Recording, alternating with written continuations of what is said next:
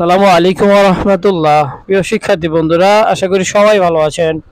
যারা 2021-22 শিক্ষাবর্ষে preliminary to মাস্টার্সে ভর্তি হবেন, তাদের ভর্তি কিন্তু 14 মে থেকে শুরু এবং ভর্তির আবেদনের শেষ তারিখ হলো 27 মে। অনলাইনে আবেদন করতে কি কি কাগজপাতি লাগে এবং কম্পিউটার আবেদন করতে অঙ্গীকারনামায় কি কি লিখতে হবে, এছাড়াও ভর্তি ফি কত লাগবে, আজকের ভিডিওতে আলোচনা করব। যারা প্রিলিমিনারি টু মাস্টার্স নিয়মিত কোর্সে ভর্তি হবেন, তাদের জন্য আজকের ভিডিওটি খুবই গুরুত্বপূর্ণ। ভিডিওটি একবার হলেও দেখবেন। কলেজে কি কি কাগজপত্র জমা দিতে হবে, এছাড়াও প্রথমে কয়টি কলেজে আপনি আবেদন করতে পারবেন, A to Z আজকের ভিডিওতে আলোচনা করব। কথা না বাড়িয়ে সরাসরি মূল ভিডিওতে চলে যাব। তার আগে ছোট্ট একটি রিকোয়েস্ট, যদি আপনারা এই চ্যানেলে নতুন হয়ে থাকেন অবশ্যই চ্যানেলটি সাবস্ক্রাইব করে রাখবেন জাতীয় বিশ্ববিদ্যালয়ের সকল নোটিশ সবার আগে পেতে। আর যদি অলরেডি আমার এই চ্যানেলটি সাবস্ক্রাইব করে থাকেন তাহলে অসংখ্য ধন্যবাদ। সরাসরি মূল ভিডিওতে চলে যাচ্ছি।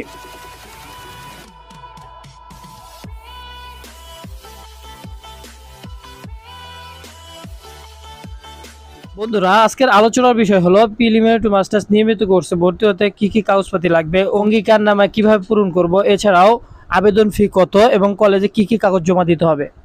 বন্ধুরা, সম্পূর্ণ ভিডিওটি দেখতে থাকুন।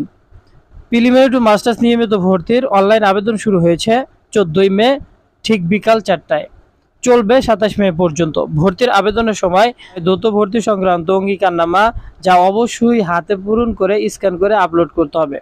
অঙ্গীকারনামা কি আমি কিন্তু আপনাদের মোবাইল স্ক্রিনে দেখিয়ে দিব এবং কোথায় কি লিখতে হবে এটাও আমি আপনাদের দেখিয়ে দিব। এখন আমরা জানবো অনলাইনে আবেদন করতে যা যা লাগবে। ডিগ্রির 3য় বর্ষের রোল নাম্বার, রেজিস্ট্রেশন নাম্বার, সদ্য তোলা 1 কপি পাসপোর্ট সাইজের রঙিন ছবি, সচল মোবাইল নং।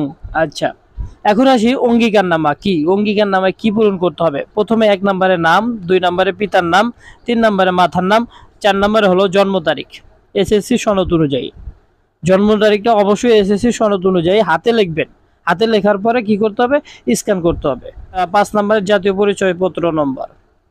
এখন নিচে আমি আপনাদেরকে স্ক্রিনে দেখিয়ে দিচ্ছি। 6 নম্বরে লিখবেন স্নাতক পাস। 7 নংয়ে যে সালে আপনি ডিগ্রি পাস করেছেন তা লিখবেন। 8 নংয়ে ডিগ্রি 3য় বর্ষের রোল নাম্বার লিখবেন। 9 নংয়ে লিখবেন রেজিস্ট্রেশন নাম্বার। 10 নংয়ে লিখবেন যে কলেজ থেকে ডিগ্রি পাস করেছেন সেই কলেজের নাম। 11 নংয়ে প্রাপ্ত সিজিপিএ দিবেন। আর 12 নংয়ে লিখবেন 4.00। আশা করি বিষয়ে বুঝতে পেরেছেন। আবেদনের ফর্মের সাথে কলেজে যা যা জমা দিতে হবে, কলেজের নোটিশ অনুসরণ করবেন। প্রথমত নিজের স্বাক্ষরযুক্ত অনলাইন প্রাপ্ত আবেদন কপি, এরপর লাগবে ডিগ্রি পরীক্ষায় নম্বরপত্র, রেজিস্ট্রেশন কার্ডের ফটোকপি, ভর্তি সংক্রান্ত অঙ্গীকারনামার কপি। ফি লাগবে হলো 300 টাকা। যে কোনো একটি কলেজে আবেদন করতে পারবেন। মেধা তালিকায় স্থান না হলে রিলিফ স্লিপে 3টি কলেজে আবেদন করার সুযোগ পাবেন।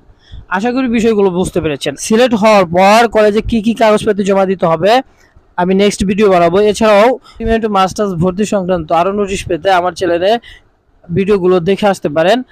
বন্ধুরা, আজকের ভিডিওটি এই পর্যন্তই। আবার কথা হবে পরবর্তী ভিডিওতে। সবাই ভালো থাকবেন, সুস্থ থাকবেন। এই বলে ভিডিও থেকে বিদায় নিচ্ছি। আসসালামু আলাইকুম ওয়া রাহমাতুল্লাহ।